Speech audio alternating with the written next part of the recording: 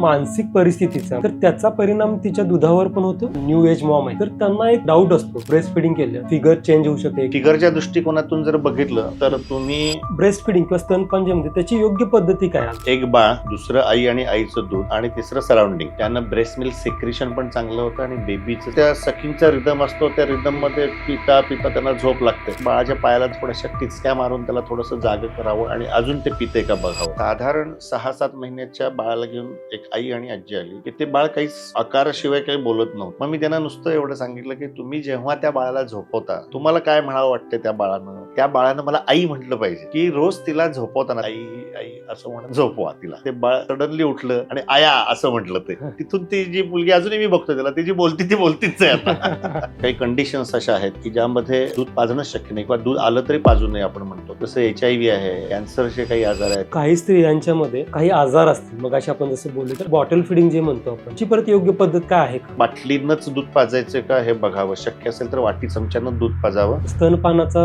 विषय घेत मग ते साधारण कधीपर्यंत केलं पाहिजे? तर आपल्याकडे थोडासा प्रॉब्लेम असा आहे की आपल्या मदर ह्या कुपोषितच असतात. 6 महिने झाले की तुम्ही आईचं दूध पाजून झाल्यानंतर ॲफ्लुएंट सोसायटीज किंवा आरामात राहणारी जी मंडळी ज्यांना कष्ट कमी असतात त्या आयांचं दूध येणार नाही. नमस्कार, मी doctor Sanjit. Welcome to the healthy show.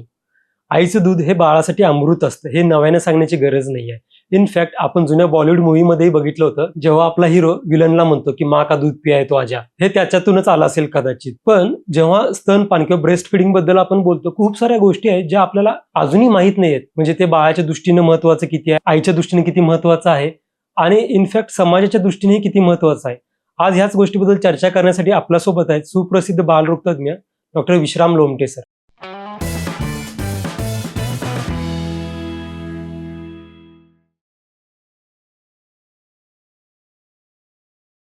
Welcome to the healthy show sir.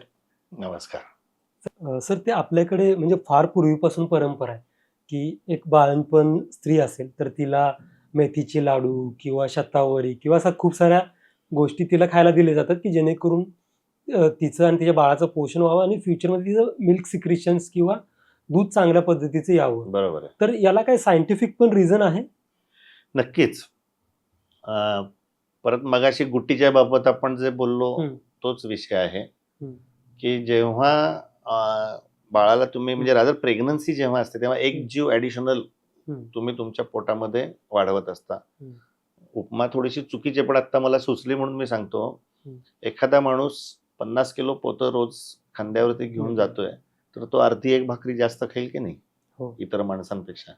मग असंच ती आई तिच्या पोटामध्ये एक 2-2.5 किलोचा गोळा वाढवतीये तर तिला, आणि तो ऍक्टिव्ह आहे गोळा, रोज वाढ त्याच्यात वाढ होती. त्यामुळे प्रेग्नन्सी पासूनच तिला आहार जास्त लागेल. परत मी म्हटलं तसं की क्वालिटी आणि क्वांटिटी. तर तुम्हाला स्मॉल क्वांटिटीमध्ये चांगली क्वालिटी खायची असेल तर सकस अन्न खायला पाहिजे. मग आता तुम्ही ज्या पदार्थांची नावं घेतली, डिंकाचा लाडू असेल, हळीवाचा लाडू असेल, या सगळ्या आपल्या प्राचीन भारतीय संस्कृतीमधले सकस आहाराचे भाग आहेत ते. त्यामुळे ते तिनं खायला पाहिजेत. आणि परत मी सांगेन, हा विषय प्रेग्नंट झाल्यावरच नाही करायला पाहिजे. महिलांच्या बाबतीत ती वयात येणं जे म्हणतो म्हणजे पिरियड्स चालू झाले की तेव्हापासून तिच्या रक्तस्राव जो होतो त्याच्यातनं शरीरातले बहुतेक सगळे घटक त्या रक्तस्रावातून तिचे दर महिन्याला जातात. किती ती स्त्री सहन करते बघा, किंवा काय तिची हे अवस्था असेल. तर त्यामुळं तिला तेव्हापासूनच तुम्ही तो सकस आहार द्यायला पाहिजे की ती वयात आली की त्या मुलीला सकस आहार द्यायला पाहिजे. ती जर हेल्दी असेल, फिजिकली हेल्दी असेल, मेंटली हेल्दी असेल, सुपोषित असेल तर ती तुमचं जे कुटुंबाचं पुढचं जे काय पुढची पिढी निर्माण करणार आहे ती चांगली पिढी निर्माण करू शकेल. तुम्ही जर तिलाच जर व्यवस्थित खायला दिलं नाही तर ते मशीन जर चांगलं नसेल, प्रॉडक्ट कसं चांगलं येणार. त्यामुळं मशीन चांगलं केलं पाहिजे. परत मी म्हणतो की काही लोकांना राग येईल मशीन असं म्हटल्याबद्दल, पण त्याचा अर्थ समजून घ्या की ती तुमची पिढी पुढची निर्माण करणारं मशीन आहे. त्यामुळे ते चांगलं असलं पाहिजे, तर त्याच्यातनं तयार होणारं प्रॉडक्ट चांगलं आहे. त्यामुळं एखादी मुलगी वयात आली की तेव्हापासून तिच्या शरीराची, तिच्या तब्येतीची, तिच्या स्वच्छतेची, तिच्या मनाची योग्य ती काळजी घ्यायला पाहिजे. प्रेग्नन्सी झाल्यावर तर अर्थातच तिला ते खायला द्यायला पाहिजे. डिलिव्हरी झाल्यानंतर परत तोच प्रकार की तिला त्या बाळाला दुधाच्या मार्फत जगवायचं आहे. मग त्या बाळाला सकस दूध पाहिजे असेल तर आईला व्यवस्थित मिळाला पाहिजे. हो. बरं, शरीर 2 प्रकारे काम करतं. म्हणजे त्या आईलाही परत जगलं पाहिजे. हो. ती आई जगली तर बाळ जगेल. हा. त्यामुळे ते शरीराला पहिल्याला आईला जगवायसाठी जे काही हम्म. आहार मिळतो त्यातला काही भाग स्वतःला ठेवून घ्यायला लागेल हम्म. आणि मग दुधातनं बाळाला जाईल. हम्म. त्यामुळे 2 जीव जे जगवायचे आहेत त्यामुळं सकस आहार, थोडा जास्त आहार हा नक्की मिळायला पाहिजे. हम्म. मग त्या अनुषंगानं आता परत म्हटलं हळीवाचे लाडू, डिंकाचे लाडू किंवा ह्या ज्या काही गोष्टी आहेत त्या गोष्टी त्या त्या वेळच्या अभ्यासकांनी त्यांच्या निरीक्षणातून असेल. आता आपल्याकडं लॅबोरेटरीज आहेत, आपण त्याच्यात टेस्ट करून ठेवतो, पण त्यांनी निरीक्षणातून त्या गोष्टी केलेलं. ठरवल्या. त्यामुळे त्या केलेल्या, त्या काही चुकीच्या आहेत अशातला भाग नाही. हो. त्यामुळे त्या नक्की कराव्यात, हो. नक्की पाळाव्यात. हो. अलीकडच्या काळात तुम्हाला प्युअर फूड म्हणा किंवा काय मार्केट फूड जे आपण रेडीमेड फूड मिळतं, तुम्हाला ते वापरायचं असेल तर त्याच्यातली स्वच्छता आणि ह्या सगळ्या गोष्टी चांगल्या असतील त्या, तर सकसता आणि स्वच्छता ह्या 2 गोष्टी असतील तर तुम्ही तेच वापरायला पाहिजे असं काही नाही. आत्ताच हे नवीन रेडीमेड जे आहे ते घेऊ शकता. पण नक्की आईला ॲडिशनल आहाराची, गरज असते. कॅलरीजची आणि सकस आहाराची, परत कॅलरीज डिफरंट, क्वालिटी डिफरंट, म्हणजे त्याच्यात योग्य विटॅमिन्स, योग्य प्रोटीन्स, योग्य फॅट, योग्य कार्बोहायड्रेट्स, या योग्य मिनरल्स, या सगळ्या योग्य प्रमाणात बॅलन्स पाहिजे. याची गरज आहे नक्कीच आणि ते द्यायला पाहिजे. म्हणजे फक्त ते काय परंपरागत फूड आहे म्हणून असंही न त्याच्याकडे बघता नाही, ऍक्च्युअली सायंटिफिक आणि गरजेचं आहे म्हणून ते घ्यायला पाहिजे. नक्कीच. त्याच्यात फक्त परत मी म्हटलं तसं की आपण जेव्हा करतो त्याचा बॅलन्स आहे की नाही असं होऊ शकतं. व्यक्ती सापेक्ष पण बघायला पाहिजे की तुमचं त्याचं जे प्रमाण आहे, आता ते थोडंसं आयुर्वेदिक डॉक्टर्स सांगू शकतील त्यातलं, जास्त मी फार नाही सांगू शकणार त्यातलं. पण त्याच्या पद्धतीचा आहार पाहिजे का, तर नेहमीच्या आहारापेक्षा असा आहार तिला द्यायला पाहिजे हे नक्की. एखादी आई असते तर तिच्या मानसिक परिस्थितीचा, म्हणजे तिच्यावर असणाऱ्या ताणतणावाचा, राग, आनंद, द्वेष, ह्या अशा वेगवेगळ्या भावना आहेत, तर त्याचा परिणाम तिच्या दुधावर पण होतो. आणि त्याला आपण जो म्हणू शकतो की बॉडी माइंड कनेक्शन, असं काही आपल्या मेडिकल सायन्समध्ये पण आहे का की बाबा याचा इम्पॅक्ट याच्या दुधाच्या याच्या क्वालिटी ऑफ मिल्कवर पण होऊ शकतो? सायंटिफिकली असं प्रूव्ह करणं थोडंसं अवघड आहे. म्हणजे आपण सायन्सच्या भाषेत बोलायचं झालं किंवा अजून तोपर्यंत रिसर्च झाला नाही तिथपर्यंत, असं सांगतो ना तुम्हाला. सायन्सच्या भाषेत मी जर चिडलो असेल तर त्या दुधातले जे कंटेंट आहे त्याचं कंपोजिशन जे आहे ते बिघडलं का असं आपल्याला म्हणायचं. असा प्रश्न तुम्हाला विचारायचा आहे. म्हणजे मला माझ्या तरी वाचनात असा कुठे रिसर्च झालाय वगैरे अशा काही गोष्टी आल्या नाहीत. पण परत मगाशी मी म्हटलं तसं आपण येऊ शकतो का असंही दोन्ही गोष्टी तेच सांगतोय मी तुम्हाला. मगाशी जे आपण गर्भसंस्कार हा जो भाग बघितला त्यातलाच तो भाग आहे की तुम्ही चांगलं खाल्लं, चांगला विचार केला, चांगलं ऐकलं तर नक्की त्याचा चांगला परिणाम होतो. मी माझ्या प्रॅक्टिस मधला एक तुम्हाला अनुभव सांगतो.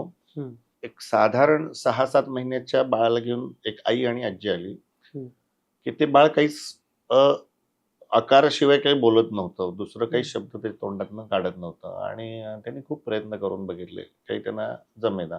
मग आम्ही त्याचे तपास केले तर सिस्टीम सगळ्या चांगल्या होत्या, म्हणजे मशीन सगळं चांगलं होतं, पण प्रोडक्शन काही होत नव्हतं. मग मी त्यांना नुसतं एवढं सांगितलं की तुम्ही जेव्हा त्या बाळाला झोपवता तुम्हाला काय म्हणावं वाटतं त्या बाळानं, तर त्या आईला परत मी मग काय सांगितलं की त्या बाळानं मला आई म्हटलं पाहिजे, ह्याच्यासाठी ती इगर होती अगदी. आणि मग शेजारची बाळं, बाकीची बाळं म्हणतात पण माझं मूल म्हणत नाही मला, याचं तिला दुःख होतं. म्हटलं तुम्ही फक्त एवढंच करा की रोज तिला झोपवताना, त्या बाळाला झोपवताना तुम्ही तिला डोक्यावर आपण थापटतो तसं ते थापट तेव्हा आई आई आई आई असं म्हणत झोपवा तिला. असं एक साधारण 1.5 महिन्याचा त्यांचा कालावधी गेला आणि 1.5 महिन्यानं ते बाळ सडनली उठलं आणि आया असं म्हटलं. ते ती आई एवढी खुश झाली, त्याच दिवशी लगेच घेऊन आली. मला डॉक्टर तुम्ही सांगितलं, औषध काहीच नाही तिला दिलं किंवा बाकी मल्टीव्हिटॅमिन वगैरे सगळ्या ज्या गोष्टी होत्या त्या आधीपासून चालू होत्या. म्हणजे लिटरली स्पीकिंग त्यासाठी काही एकही औषध दिलं नाही. फक्त एवढंच त्यांना सांगितलं तुम्ही न थकता हे म्हणत राहायचं. मग ते कधी ती आई स्वतः म्हणायची, कधी आजी म्हणायची, कधी आजोबा ते घरचे म्हणायचे, पण हे सगळं चालू होतं. आणि ती सडनली एक दिवस उठली आणि आया म्हणजे तिथून ती जी मुलगी अजूनही मी बघतो त्याला, ती जी बोलती ती बोलतीच आहे आता. पण तुम्ही जे म्हणालात की असा त्याचा संस्कार जे म्हणतो आपण तसा त्याचा तो परिणाम होत असतो. त्यामुळे असं सायंटिफिक एव्हिडन्स ऍज सच प्रूव्ह नाहीत, पण एक्सपिरियन्स माझ्या वाचनात आलं नाहीये. एक्सपिरियन्स आहेच नक्कीच. किंवा आता म्हणून आम्ही नेहमी सांगतो मी की तुम्ही बाळाला झोपवताना आपले जे रामरक्षा असेल, गणपती स्तोत्र असेल, अशा गोष्टी बारीक आवाजात किंवा काही मंत्र असतील, आपलं गायत्री मंत्र असेल, अशा गोष्टी उशाशी आपल्याला जर म्हणता येत नसतील म्हणजे अलीकडच्या पिढीत ते खरंच अवघड आहे, तर तुमच्या मोबाईलमध्ये असतात, तर ते बारीक आवाजात उशापाशी लावून ठेवा. याचा नक्की परिणाम होतो, पण क्वांटिटेटिव्हली आपण ते मोजू शकत नाही. हा भाग आहे त्याचा. म्हणजे त्याच्या आमच्या भाषेत म्हणायचं तर कंट्रोल स्टडी वगैरे अशा सगळ्या गोष्टी करून बघायला पाहिजेत. बरं केले असतील तर माझ्याही परत मी म्हटलं तसं वाचनात आलेलं नाही. किंवा आपण असंही म्हणू शकतो की जर दुष्परिणाम होत नसतील तर मग करायला काहीच हरकत नाही. झाले तर चांगलेच परिणाम होणार आहेत. परफेक्ट, नक्की. वाईट परिणाम होणार नाही तर लावून ठेवायला काय झाला तर फायदाच होईल. सर तुम्ही आता जो इन्सिडेंट सांगितला ना ज्या आईबद्दल की तिला जो रागा होता की बाबा हे बाळ मला आई का म्हणत नाही, थोडं सिमिलर एक्सपिरियन्स माझ्यासोबत पण झाला होता. म्हणजे माझ्या घरी झाला होता जेव्हा माझी मुलगी जन्मली. तिने फर्स्ट वर्ड घेतलं ते पापा. अच्छा. आणि जेव्हा ती पापा म्हटले तेव्हा सगळे आनंदी व्हायचे की तिची आई तिच्याची सोबत ही आई का म्हणत नाही. ती दिवस रात्र आम्ही मेहनत करतो आणि ही नाव पापाचं घेते. नाही ते कसं आहे, पापा हा मोनोसिलेबल वर्ड आहे. म्हणजे तो आकारांती शब्द आहे किंवा आकारांती पा हे आकारांती अक्षर आहेत. आकारांती अक्षर म्हणणं सोपं असते अकारांती अक्षर म्हणण्यापेक्षा. आ इ ई उ ऊ असं आपण जे म्हणतो आपण त्यातलं आ हे म्हणणं सोपं असतं. बाकीचे अक्षर जे म्हणणं असतं ते थोडंसं अवघड असतं. त्यामुळे पापा, बाबा, काका, मामा हे बऱ्याचदा बाळ समजून म्हणत नसतं. आई हा शब्द त्या व्यक्तीला समजून म्हणत होते की ही माझी आई आहे, की जी मला ब्रेस्ट फिडिंग करते, असं म्हणून आपण ते तिला ट्रेनिंग देत असतो म्हणून ती म्हणते. त्यामुळं खरा शब्द जर बाळ कुठला म्हणत असेल पहिलं तर ते आईच म्हणतं. बाबा आणि हे सगळे मोनोसिलेबल वर्ड आलेले आवाज आहेत, स्वरयंत्रातनं आलेले आवाज आहेत, ते अर्थपूर्ण लोकांनी फार खुश होण्यात काय अर्थ नाही, नाराज पण व्हायचं कारण नाही. ते त्या बाळाच्या बाबतीत काय झालं असेल ते बघायला लागेल. पण दोन्ही गोष्टी आहेत त्याच्यामध्ये, की कदाचित ते असं स्वरयंत्रानं पहिला काढलेला स्वर आ हा असतो आणि मग त्याच्याशी रिलेटेड आ, बाप वगैरे किंवा का असं आपण म्हणतो तसं असतं ते. पण समजून उच्चारलेला शब्द हा आई असतो. आईची जागा कोणीही घेऊ शकत नाही, ते फॅक्ट. स्वामी तिन्ही जगाचा आई विना भिकारी. तसं आहे. सर आता जे मॉडर्न युग आहे म्हणजे आजकालच्या ज्या न्यू एज मॉम आहेत तर त्यांना एक बेसिकली ही शंका असते किंवा बाबा एक डाऊट असतो की मी स्तनपान केलं किंवा ब्रेस्ट फिडिंग केलं तर माझं फिगर चेंज होऊ शकते किंवा माझ्या बॉडी शेपमध्ये चेंजेस येऊ शकतात आणि जे ऑब्व्हियसली चांगले होणार नाहीत. तर हे कितपत फॅक्ट आहे? परत हे थोडंसं सापेक्ष म्हणतो आपण तसं आहे की तुम्ही जर बाळाला जन्माला घातलंय तर त्या बाळाला जगवण्याची आणि वाढवण्याची जबाबदारी तुमची. ही जबाबदारीची जाणीव आई वडील किंवा घरच्यांना सगळ्यांनाच असायला पाहिजे. मग त्या दृष्टिकोनातून मी परत असं म्हणेन की कुटुंब किंवा समाज किंवा समाजातले हे जे ट्रेनिंग देणारे, अवेअरनेस निर्माण करणारे म्हणजे ह्यांची पण जबाबदारी आहे की त्या आईला ते समजून सांगितलं पाहिजे की तुझं बाळ आहे, ते तुझ्यावर अवलंबून आहे, तर त्याला बाहेरचं कशासाठी वरचं खायला घालतीस, तुझं तू पाज. आणि परत त्याच्यातनं दुसरा मोठा ऍडव्हान्टेज मगाशी मी सांगितलं तसं मदर बेबी बॉन्डिंग तयार होतं, ते महत्वाचं असतं. पण फिगरच्या दृष्टिकोनातून जर बघितलं तर तुम्ही योग्य व्यायाम आणि योग्य आहार याचं जर समन्वय व्यवस्थित साधला, बॅलन्स जर व्यवस्थित ठेवला तर तुमची फिगर खराब होतेच असं नाही किंवा खराब होणार नाही. पहिला भाग. दुसरा भाग असा झाला तर असा आहे की तुम्ही किती दिवस पाजणार आहे बाळाला. साधारण 6 महिन्यापर्यंत एक्सक्लुझिव्ह ब्रेस्ट फिडिंग, त्याच्यानंतर हळूहळू बाळाला अंगावर पाजायचं तुम्ही कमी करता. 1 वर्षापर्यंत तुम्ही अंगावर पाजता, फार फार तर 2 वर्षापर्यंत आपण म्हणूया. तिथून ऑलमोस्ट पूर्ण बंद झालेलं असतं. मग तुमच्या साधारण 70 वर्षाच्या आयुष्यातली 2 वर्ष एका बाळाला अंगावर पाजण्यासाठी दिली तर काय बघितली. त्याच्यानंतर तुम्हाला काय तुमचं डाएटिंग, व्यायाम, जिम बिम करायचं ते सगळं करून परत तुम्ही यू कॅन रिगेन युअर रिशेप. ह्या सगळ्या गोष्टी करू शकता. आणि थोडंसं वेगळ्या अर्थानं किंवा मजेशीर यानं म्हणायचं झालं तर आयुष्यात बऱ्याचशा गोष्टी किंवा सगळ्या गोष्टी तुम्हाला बदलता येतात. म्हणजे तुम्हाला तुमचं घर बदलता येतं, घरातला टीव्ही बदलता येतो, फर्निचर बदलता येतं, अगदीच वेळ आली तर नवरा सुद्धा बदलता येतो. पण त्या बाळाला परत एकदा तुम्ही दूध दिलं नाही किंवा बंद केलं तर त्या बाळाला परत त्याचं हक्काचं दूध तुम्हाला आयुष्यात कधीही पाजता येत नाही. त्यामुळे त्याचा आनंद आईनेही सोडू नये आणि त्या बाळाचा हक्कही मारू नये. त्यामुळं नक्की थोडंसं आपण डिस्फिगर झालो तर काही बिघडत नाही. व्यवस्थित खावं, व्यवस्थित बाळाला चांगलं सकस भरपूर दूध द्यावं आणि दूध द्यायचं पाजायचं जेव्हा आपण बंद करू तेव्हा परत आपण आपल्या फिगरच्या दृष्टिकोनातून जे काही आपल्याला व्यायाम करायचे आहेत वगैरे ह्या सगळ्या गोष्टी कराव्यात. आणि परत मी मगाशी म्हटलं तसं फिडिंग करताना सुद्धा तुम्ही योग्य आहार आणि योग्य व्यायाम करावा. अजून एक गोष्ट सांगतो, दूध येणं किंवा दूध पुरवणं ह्या विषयी जसं झालं, ॲफ्लुएंट सोसायटीज किंवा आरामात राहणारी जी मंडळी ज्यांना कष्ट कमी असतात त्या आयांचं दूध कमी असतं. म्हणजे आपण नेहमी म्हणतो रस्त्यावर वाढणारी पोरं टकाटक दिसतात, चांगली वाढतात, त्यांच्या आयांना भरपूर दूध येतं.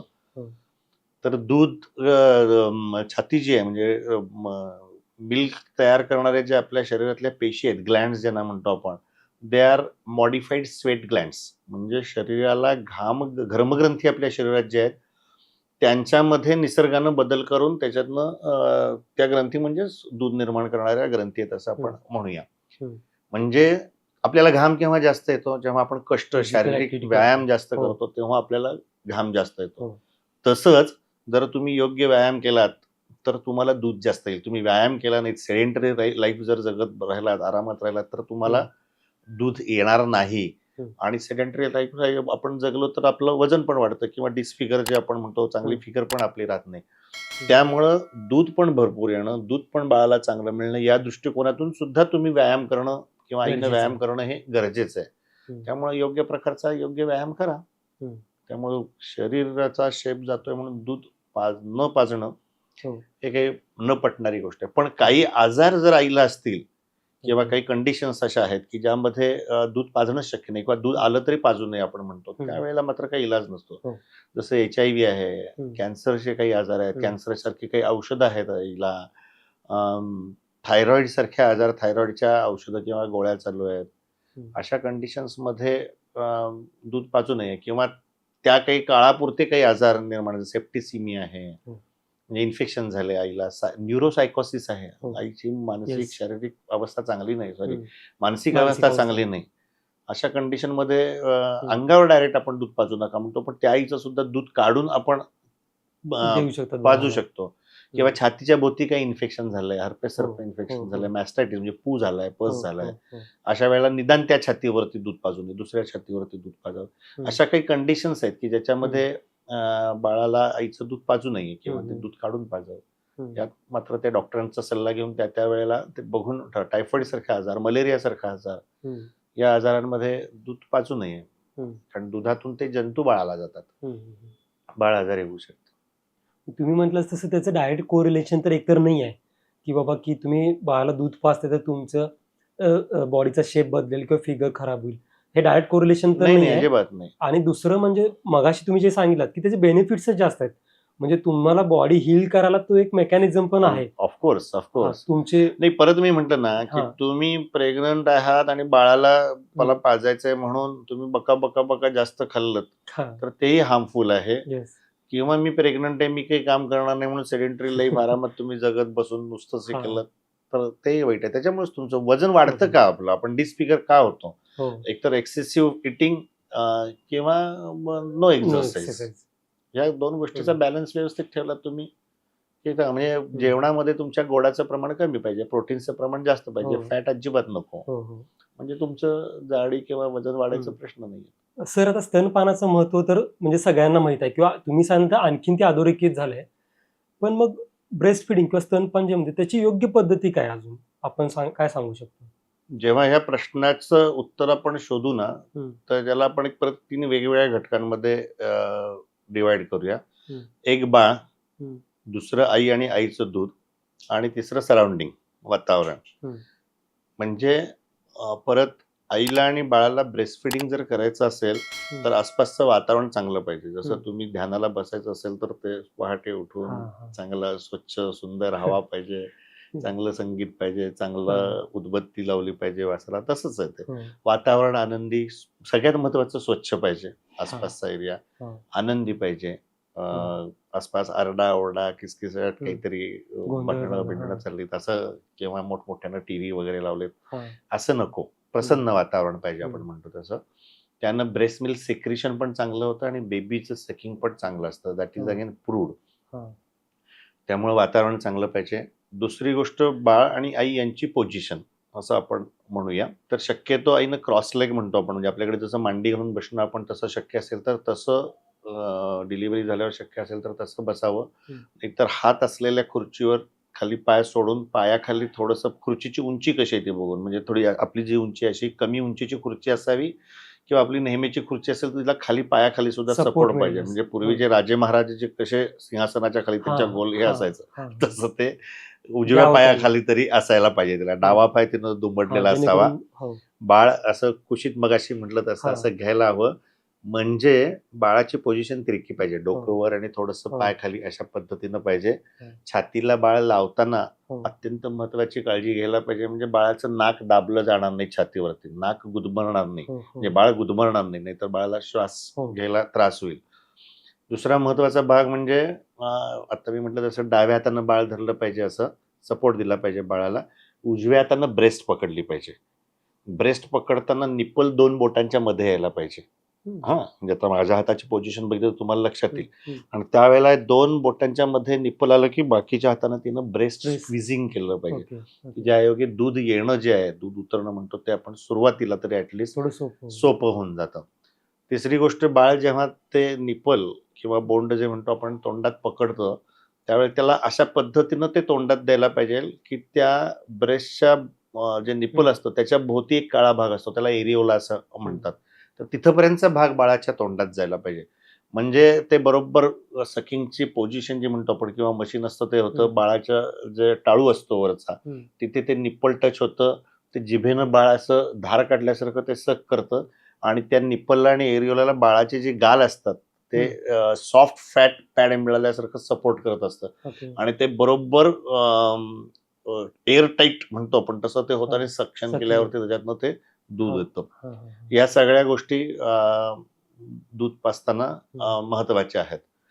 दुसरी गोष्ट, दूध बऱ्याचदा बाळ काय करतं, दूध पिता पिता झोपतं. मगाशी आपण म्हटलं ते थोडंसं रेल्वेत बसल्यासारखं असतं. आपण रेल्वे चालू झाली, रेल्वेत बसलेलं असलो की रेल्वेत जायचा एक रिदम असतो, त्या रिदम मध्ये आपल्याला झोप लागते. किंवा काही लोक टीव्ही लावतात, बातम्या लावतात आणि झोपतात.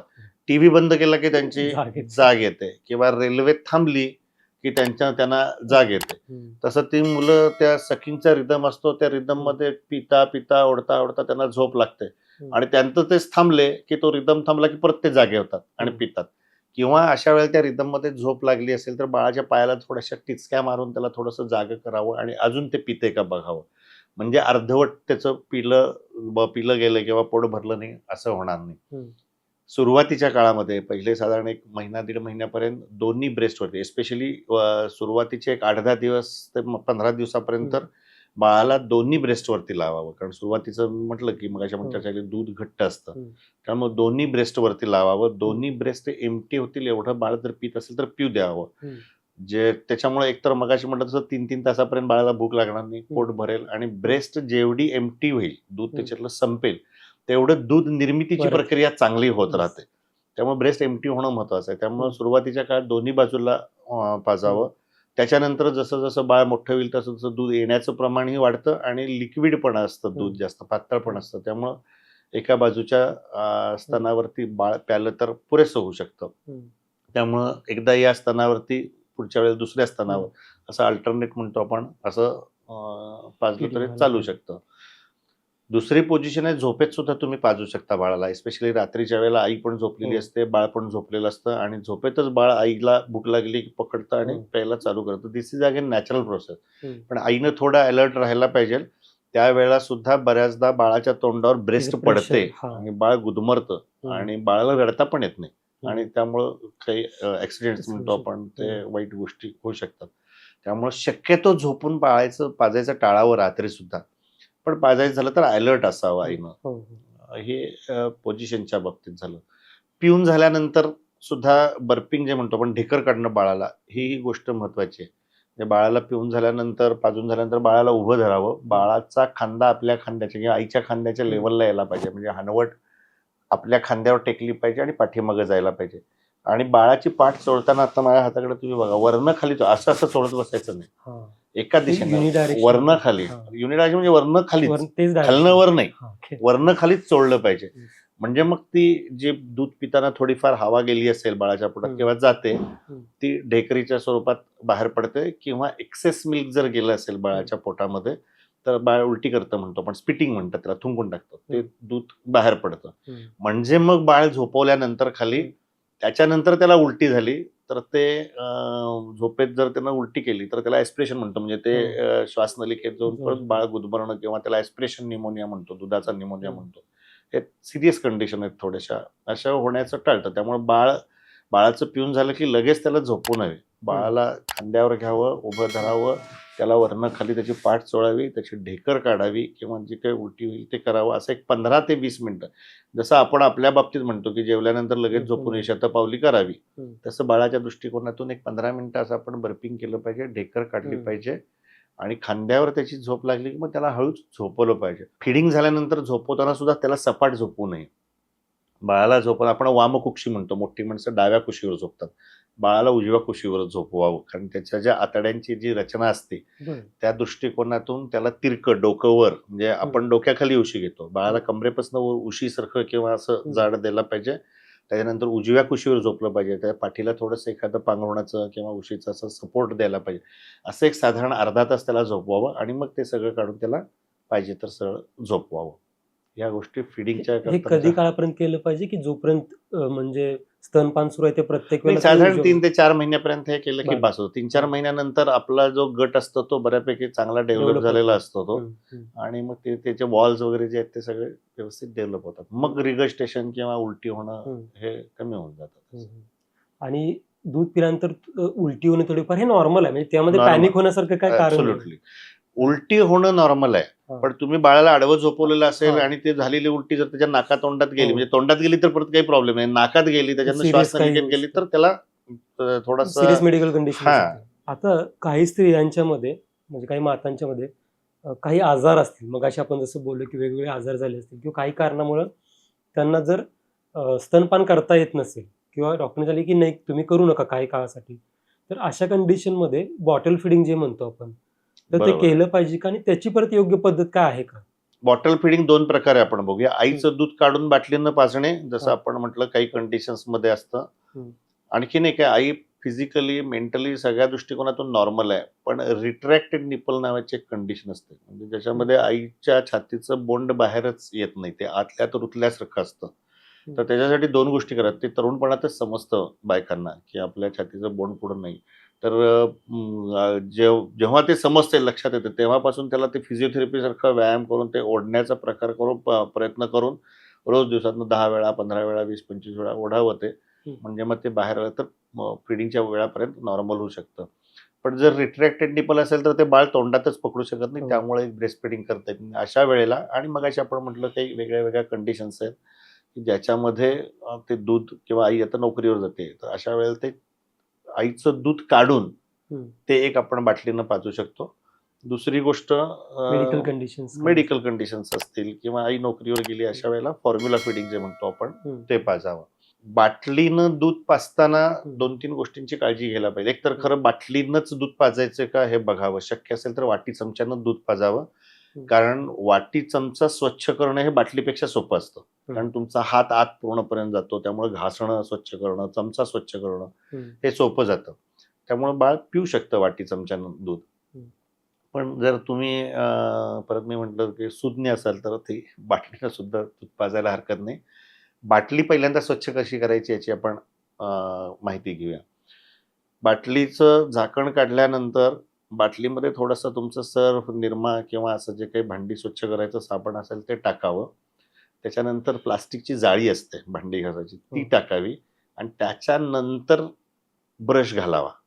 नाहीतर ब्रशला काय असतं, बाटली साफ करायच्या खाली लोखंडाचा पार्ट असतो, आणि ब्रश साधारण, म्हणजे ब्रशेस जे असतात त्याचे ब्रिसल्स जे असतात ते साधारण एक अर्धा इंच ते 1 इंच वर असतात, त्यामुळे बाटलीचा तळ आणि खालचा भाग हा स्वच्छ होत नाही बऱ्याचदा.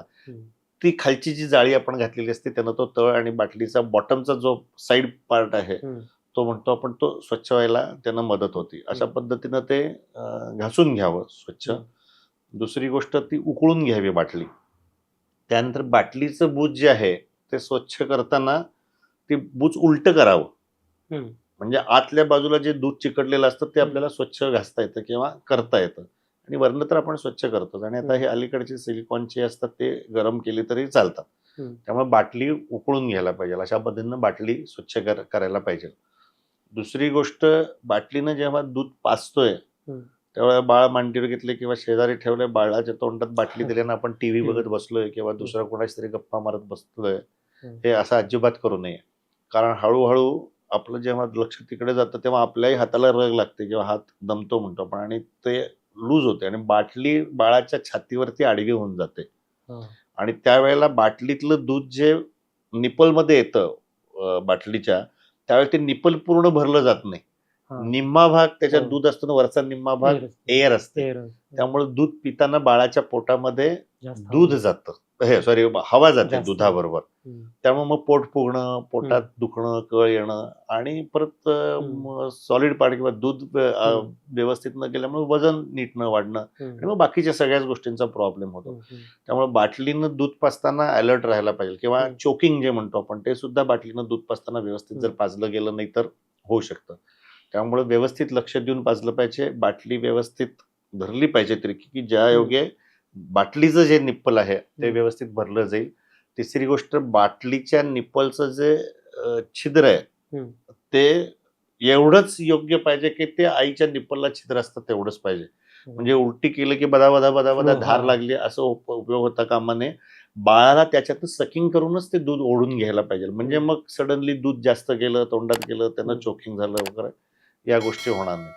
ही काळजी बाटलीनं दूध पाजताना नक्की घ्यायला पाहिजे. त्याच्यानंतर मोजून दूध घेणं म्हणतो आपण, ते बाळाला किती लागते ते त्याच्यापेक्षा थोडं जास्त घ्यायला पाहिजे. म्हणजे थोडं दूध बाळानं पिऊन झाल्यानंतर उरलं पाहिजे. म्हणजे आपण थोडंसं असं म्हणूया की ग्लासमध्ये पाणी असणं आणि ग्लास भरलेला असणं याच्यात फरक आहे. आपल्याला ग्लास भरलेला पाहिजे, नुसतं पाणी नको आहे. म्हणजे अर्धवट बाळाला भूक लागली, अर्धवट दूध मिळालं तरी त्याची, आपल्याला भूक लागली, आपण 1.5 चपाती खाल्ली तरी आपलं पोट भरेल, म्हणजे भूक शमेल आपली. पण पोट केव्हा भरेल? आपल्याला 2 किंवा 3 चपात्या खाल्ल्यावरती पोट भरेल. तसं बाळाला तुम्ही थोडंच दूध पाजलं, त्याची भूक भागली की ते रडायचं थांबेल, पण त्याचं पोट भरलेलं नसेल. ते पोट भरलंय कसं समजेल तुम्हाला? बाटलीत जेव्हा दूध उरेल ते टाकून द्यायला, किंवा ते बाळ तोंड काढतं, तुम्ही बाटली जरी त्याच्या तोंडाजवळ धरली तरी हळूच आपलं तोंड काढून घेत नाही ते. तर तसं थोडं दूध शिल्लक राहायला पाहिजे प्रत्येक वेळेला. ते आईचं अंगावरती दूध पाजताना अशी काय असा प्रश्न येत नाही. ते बाळ पितं, पिऊन झालं की तोंड काढलं की संपला विषय. मग आपण बाटलीच्या बाबतीत असं होऊ शकतं. त्यामुळं ते दूध बनवून ते दूध बाटलीत भरताना आपण थोडं एक्स्ट्रा दूध घ्यायला पाहिजे, त्याची काळजी आपण घ्यायला पाहिजे. आणखीन एक, बाटलीचं दूध पाजायचं आपल्याला हे जसं आपण मगाशी म्हटलं, आईचं दूध जर कमी पडलं तर वरचं दूध पाजायला लागेल. त्यावेळेला सुद्धा बाटलीनं किंवा वरचं दूध कुठलंही पाजायला हरकत नाही. पण त्यावेळेला एक काळजी घ्यायला पाहिजे की बर्पिंग झाल्या लगेच दूध पाजलं पाहिजे, नाहीतर परत बाळ अर्धवट उपाशी राहू शकतं. आईचं दूध जर कमी पडत असेल, बाळ तासाच्या आतच उठत असेल, रडत असेल आणि प्यायला मागत असेल, तर याचा अर्थ आईचं दूध कमी येत आहे. मग अशा वेळेला आईचं दूध पाजून झाल्यानंतर आपण बर्पिंग केलं की लगेच वरचं दूध आयदर वाटी चमच्यानं किंवा बाटलीनं, जे काही तुम्हाला सोयीचं असेल त्यानं ते पाजा. तशा फार छोट्या छोट्या गोष्टी आहेत, पण त्या लक्षपूर्वक केलं की म्हणजे काही कॉम्प्लिकेशन्स होणार नाही त्याच्यामध्ये. बरोबर आहे. आणि आता जेव्हा आपण स्तनपानाचा विषय घेतो की मग ते साधारण कधीपर्यंत केलं पाहिजे, म्हणजे त्याला किंवा बाळाला वरचं जेवण साधारण कधीपर्यंत सुरू केलं पाहिजे, त्याची काही साधारण गाईडलाईन्स आहेत की? अगदी वेस्टर्न स्टँडर्ड प्रमाणे खरं तर 6 महिन्यापर्यंत एक्सक्लुझिव्ह मदर्स मिल्क द्यायला पाहिजे असं आपण म्हणतो. आपल्याकडे पण आपण भारतात म्हणतो किंवा डेव्हलपिंग कंट्रीजमध्ये म्हणतो. फक्त आपल्याकडे थोडासा प्रॉब्लेम असा आहे की आपल्या मदर ह्या खूप उशितच असतात. म्हणजे उदाहरणार्थ कुठलीही व्यक्ती, स्त्री असो किंवा पुरुष असो, तिचं हिमोग्लोबिन 14 पाहिजे. पण आपल्याकडे स्त्रियांचं हिमोग्लोबिन 12च्या वर मिळालं तर काय आपण अगदी आनंदी व्हायला पाहिजे अशी परिस्थिती. म्हणजे प्रत्येक स्त्रीचं हिमोग्लोबिन हे 10 ते 12च्या आसपासच असतं. म्हणजे ती कुपोषित आहे. म्हणजे तिचंच हिमोग्लोबिन कमी आहे तर बाळाला आयर्न आणि हे प्रोटीन्स आणि हे सगळं कसं मिळणार त्याच्यातनं? त्यामुळे आपल्याकडे थोडंसं भारतीय किंवा डेव्हलपिंग कंट्रीजमध्ये 4 महिन्यानंतर सुद्धा तुम्ही थोडंसं विनिंग जर केलं तर चालू शकतं. पण आयडियली 6 महिन्यापर्यंत एक्सक्लुझिव्ह ब्रेस्ट फिडिंग करावं. 6 महिन्यानंतर वरचं सुरू करावं. वरचं सुरू करताना इकडचं बटन बंद केलं आणि तिकडचं बटन चालू केलं असं अजिबात नाही. विनिंग त्याला म्हणतो आपण, म्हणजे it is not substitute, it is supplement. म्हणजे मगाशी जसं मी सांगितलं की आईचं दूध पाजून झाल्यानंतर बाळाला जर पुरत नसेल तर वरचं दूध पाजावं किंवा वरचं जे काय आहे ते पाजावं, किंवा एकदा आईचं पाजावं एकदा वरचं पाजावं, अशा पद्धतीनं ते आपल्या आपल्या सोयीनं ते सुरू करावं. बऱ्याचदा मी असं सांगतो की 6 महिने झाले की तुम्ही सकाळच्या एक वेळचं दूध एकदा आईचं दूध पाजून झाल्यानंतर युजली आपण दूध पाजतोय, त्यामुळे वरचं सुद्धा दुसऱ्या प्राण्याचं दूध पाजण्यात काही हशेल नाही. म्हणजे आपण असं करत नाही की सकाळी गाईचं दूध पिलं, दुपारी म्हशीचं दूध पिलं, संध्याकाळी बकरीचं दूध पिलं आणि रात्री कोणाचं. आपण चपाती भाजी भाकरी भात वेगवेगळे त्याच्यात सुद्धा वेगवेगळे पदार्थ खातो. तसंच बाळ जन्मापासून 6 महिन्यापर्यंत एक्सक्लुझिव्हली फक्त मदरचंच दूध पितंय. त्यामुळे त्यालाही त्याच्या टेस्ट बड डेव्हलप झालेले असतात, वेगळ्या चवी पाहिजे असतात. आणि मगाशी म्हटलं तसं की नुसत्या आईच्या दुधात असणाऱ्या घटकांवरती त्याची वाढ आता पुढं व्यवस्थित होणार नाहीये हे माहिती पाहिजे. म्हणून मग कुठले पदार्थ वापरायचे, तर युजली आपण तांदूळ आपल्याकडे असतो भारतीय याच्यामध्ये, आपण तांदूळ आणि डाळ याचं मिश्रण करतो. त्याच्या मिश्रणाचं पण प्रमाण आहे, म्हणजे एकाच 3 प्रमाणात 1 चमचा डाळ घेतली तुम्ही तर 3 चमचे तांदूळ घेतले पाहिजे. आणि मग त्याचं पावडर करायची, मिक्सरमध्ये घालून एकदम बारीक पावडर करा. त्याच्यात थोडंसं मीठ, थोडंसं सुरुवातीला पाण्यात तयार करायचं. म्हणजे सुरुवातीला फक्त तांदूळच घ्या, तांदळाच्या पावडरमध्ये किंवा तांदळाचं ती पावडर शिजवा, त्याच्यामध्ये मीठ, गूळ, हिंग आणि तूप घाला थोडं थोडं. आणि त्याची जी खीर आहे ती पहिले खीर पेस्ट म्हणजे घट्ट झाली, खीर म्हणजे पाणी व्हायला लिक्विड असं दुधासारखी पाहिजे कन्सिस्टन्सी सुरुवातीच्या काळात. नंतर हळूहळू आपण कन्सिस्टन्सी घट्ट करू शकतो. त्याचा 1च चमचा पाजा. त्याचा काही संध्याकाळपर्यंत त्रास होतोय का बघा. ते पचलं बाळाला, व्यवस्थित झालं, काही अडचण नाही आली, काही त्रास नाही झाला बाळाला, तर मग दुसऱ्या दिवशी 2 चमचे करा, मग 4 चमचे करा, मग 8 चमचे करा, मग अर्धी वाटी पाजा. असं एक 4-5 दिवस ते 8 दिवस फक्त तांदळाचं पचलं की मग डाळ घ्या. मग डाळ घेताना एकच डाळ घ्या. आता डाळीतली मुगाची डाळ ही पचायला सोपी असते, त्यामुळे मुगाच्या डाळीची पावडर करा. मग 1 चमचा मुगाची डाळ आणि 3 चमचे तांदळाची पावडर. मुगाच्या डाळीची पावडर 1 चमचा, 3 चमचे तांदळाच्या डाळीची पावडर, असं 4 चमचे जे पावडर असेल त्याची खीर करा. मग ती खीर घाला, मग वेगवेगळ्या डाळी ऍड करा. असं दर 4-5 दिवसांनी ते 8 दिवसांनी एका वेळी एकच पदार्थ चालू करायचा. तो पदार्थ पचला, त्याचा काही त्रास होत नाही म्हटलं की तो पदार्थ चालू ठेवायचा आणि मग दुसरा पदार्थ त्याच्यात ऍड करायचा. असं करत करत तुम्ही ते हळूहळू ती गाडी पुढे जायला पाहिजे. असं साधारण 6 महिन्याला सुरू केलं की 6 ते 8 महिन्यापर्यंत, 6व्या ते 7व्या महिन्यापर्यंत तांदूळ आणि वेगवेगळ्या डाळीच्या प्रकारचं खाद्य बाळाला व्यवस्थित जायला पाहिजे. नंतर मग तुम्हाला पाहिजे असेल तर वरच्या दुधामध्ये ते तयार करा. मग ते दुधात तयार करताना मीठ आणि हिंग घालू नका, कारण ते दूध फाटेल. त्यामुळे नुसता गूळ आणि दूध आणि थोडंसं तूप पाहिजे तर घाला. म्हणजे गुळामध्ये आयर्न, कॅल्शियम, बी कॉम्प्लेक्स हे सगळं असतं. आईच्या दुधामध्ये आपण मगाशी म्हटलं की आयर्न आणि कॅल्शियम हे कमी असतं, हे सगळं सप्लिमेंट त्याच्यातनं मिळू शकतं, म्हणून गुळ वापरायचा साखरेच्या ऐवजी. तुपामध्ये फॅट असतं आणि ते चांगल्या क्वालिटीचं फॅट असतं, त्यामुळे तुम्ही तूप वापरू शकता. म्हणजे बाळाला पोट भरल्याचं समाधान मिळणं या दृष्टिकोन आणि कॅलरीज मिळणं किंवा एनर्जी मिळणं, त्या दृष्टिकोनातून दुधामध्ये हे करून पाजायचं. दुधावरची मात्र साय काढून टाकायची ते दूध वापरताना. मग साधारण 9व्या-10व्या महिन्यापासून तुम्ही मॅश्ड पोटॅटो, मॅश्ड ऍपल म्हणजे अंगच्या रसानं शिजलेलं सफरचंद म्हणजे मॅश्ड ऍपल, किंवा शिजवलेला बटाटा, मग तो कुस्करून पेस्ट सारखा करून तो घालणे. मग हळूहळू असे एक एक पदार्थ. मग थोडंसं नॉनव्हेजचं सूप, तुम्ही जर नॉन व्हेजिटेरियन असाल तर नॉनव्हेजचं सूप पाजा. अंड हा विषय सगळ्यात शेवटी करायचा. युजली लोक अंड पहिला घालतात आणि मग नॉनव्हेज किंवा चिकन किंवा मटण घालतात. पण तुम्ही नॉन व्हेजिटेरियन तुम्हाला जर घालायचं असेल तर अंड हे सगळ्यात छोटी घालायचं, कारण अंड्याला सगळ्यात जास्त ॲलर्जी असते. त्यामुळं चिकन, मटण, काय बाकीचे आपले व्हेजिटेरियन जे फूड आहेत ते घालू शकतो. रव्याचं घालू शकतो आपण, रव्याची खीर घालू शकतो. साबुदाण्याची कंजी म्हणतो आपण, ते घालू शकतो. आपल्याकडे भारतीय ह्याच्यामध्ये पेज घालायची पद्धत आहे, म्हणजे भात शिजवायचा आणि त्याच्या वरचा पेज घालायचा. That is wrong. त्याच्यामध्ये काहीच घटक नसतात, ते नुसतं तांदळाचं पाणीच होऊन जातं. तांदळाची पावडर जायला पाहिजे. रवा पोटात, रवा हा गव्हापासून बनतो, त्यामुळे तो पोटात जायला पाहिजे. त्याच्यामुळं एकतर सॉलिड फूड गेल्यामुळे पोट भरणं आणि सॅटिस्फॅक्शन, आणि मग कॅलरीज वगैरे पण आहेतच, ह्या सगळ्या गोष्टी होतात. त्यामुळे वरचं पाणी नुसतं काढून घालायचं असं नाही करायचं, ते पदार्थ जायला पाहिजे पोटात. असं करत करत 1 वर्षापर्यंत तुम्ही मग हळूहळू दिवसा सगळं वरचं घालायचं, रात्रीच फक्त अंगावरचं पाजायचं. अशा पद्धतीनं होतं आणि मग हळूहळू ते बाळ वरचं प्यायला लागलं. जिथं नोकरी मिळल्या पहिल्या दुसऱ्या ठिकाणी चांगली नोकरी मिळाली की पहिली नोकरी सोडून देतं माणूस. तसं तिकडं चांगलं खायला मिळायला लागली की आईच्या अंगावरचं प्यायचं बंद करतं आणि बाळ जसं आईच्या अंगावरचं प्यायचं बंद करतं तसं तसं निसर्ग ते दूध पण बंद करून टाकतो.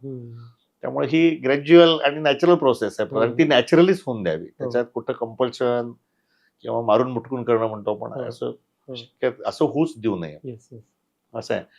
याच्या पुढे मी कदाचित थोडंसं असं ऍड करेन, सांगेन, जर बाळाला आणि आईला आपला मगाशी बोलण्याच्या ह्याच्यात ओझरता उल्लेख आला की पुढे सुद्धा पाजायचं असेल तर ते परत पोट भरण्यासाठी नाही, दोघांनाही सिक्युरिटी किंवा इमोशनल बॉन्डिंग किंवा sense of satisfaction, sense of position, या सगळ्या गोष्टींना सेन्स ऑफ सिक्युरिटी या दृष्टिकोनातून जितके वर्ष पाजाय तितके वर्ष अंगावर पाजू दे. त्याला काय अडचण नाही. भारतीय याच्यामध्ये 8-8, 9-9 वर्षाची मुलं अंगावरती म्हणजे काय पितो असं म्हणायला नको आपण, ब्रेस्ट सकिंग करतात आणि ते आईलाही चालतं आणि समाधान असतं, बरं वाटतं तिला आणि बाळालाही चालतं. त्यामुळे ब्रेस्ट फिडिंग कधी चालू करायचं त्याच्याबद्दल लिहिलेलं आहे, ब्रेस्ट फिडिंग बंद कधी करायचं याच्याबद्दल लिहिलेलं नाहीये. हा, ब्रेस्ट फिडिंग पुरत नाही याच्याबद्दल लिहिलेलं आहे, पण तुम्ही किती वर्ष ब्रेस्ट फिडिंग चालू करून ठेवू शकता. ब्रेस्ट फिडिंग सुरू करण्याच्या वरनं आठवलं अजून एक त्याच्यात सांगतो, त्याला रुटिंग रिफ्लेक्स असं म्हणतात. म्हणजे दुधाचा वास आला की बाळ स्वतः तिकडे क्राउलिंग करत जातं. नुकतंच जन्मलेलं बाळ, म्हणजे याच्या निर्णया ठिकाणी प्रयोग झालेले आहेत, scientifically it has been prove. तुम्ही जन्म झालेलं बाळ लगेच आईच्या पोटावर ठेवलं, डिलिव्हरी होताना म्हणजे प्लासेंटा वार बाहेर काढायच्या आधी नाळ कट करायची आणि बाळाला आईच्या पोटावर ठेवून द्यायचं. म्हणजे वेस्टर्न प्रॅक्टिसमध्ये ते जाणून बुजून असं करतात, ज्या योगे आईला ते बाळ पोटावर ठेवले की आईचं लक्ष बाळाकडे जातं. मग तिच्या वेदना, पुढच्या ज्या कळा वगैरे असतात, हे सगळे जे त्रास असतात त्याच्याकडे तिचं लक्ष नसतं आणि ते बाळ सरकत किंवा रांगत असं म्हणूया ते स्वतः ब्रेस्ट पर्यंत जातं आणि विदिन 45 मिनिट्स बेबी स्वतः ब्रेस्ट पर्यंत पोहोचतं आणि फिडिंग स्वतः सुरू करतं. एवढं निसर्ग, म्हणजे जसं बाकीच्या प्राण्याच्या बाबतीत आहे, डिलिव्हरी झाली की त्याचं ते उठतं आणि कास पकडतं, काय गाईचं असेल किंवा कोणाचं असेल, तसं माणसाचंही बाळ पोटावर जर ठेवलं त्याला तर ते सरकत जाऊन आईचं दूध प्यायला सुरू करतं. म्हणजे विदिन 45 मिनिट्स टू 1 hours पहिलं फिडिंग बाळाला द्यायला पाहिजे. सर थँक्यू सर, आज तुम्ही इथे आलात आणि आपण खूप साऱ्या गप्पा मारल्या. म्हणजे वरकरणी स्तनपान हा जो छोटासा विषय किंवा एकदम सोपा म्हणजे वाढतो विषय, त्याच्या इतके सारे ॲस्पेक्ट्स आहेत, बाळाच्या दृष्टीने, आईच्या दृष्टीने, इनफॅक्ट समाजाच्या दृष्टीने, आणि ते का कंटिन्युअस प्रोसेस ठेवली पाहिजे ते खूप सारं महत्त्व कळालं आणि त्याबद्दल पुन्हा एकदा धन्यवाद सर. धन्यवाद. थँक्यू.